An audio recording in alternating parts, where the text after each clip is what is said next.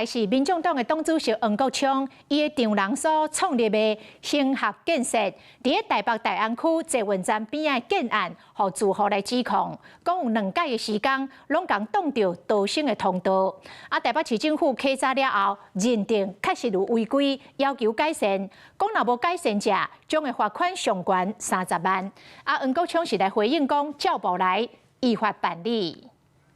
外向气派，各种设计，这栋伫台北市大安区罗斯福路黄金地段建物，就是民众党主席黄国昌丈人的建设公司起的。应该要有1个小时的防火时效的墙面。这个月7日，住户才带记者实际来到室内查看，指控违建。当时黄国昌回应，一切依法办理。台北市建管处10月1日前往稽查。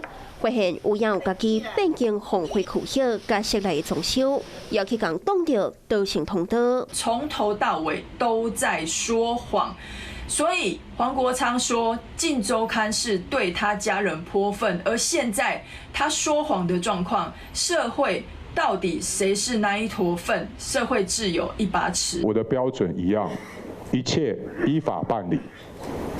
一切依法办理。我跟民进党的那些立委，跟民进党那些议员最不一样的事情就是啊，我不会违法去做任何施压的事情。有关强调，依法行政，也解说丈人是正当的合法成立，是讲资金和官方认定有违规。预期能为改善江义建筑法第91条规定，处以6万元、30万元以下罚款。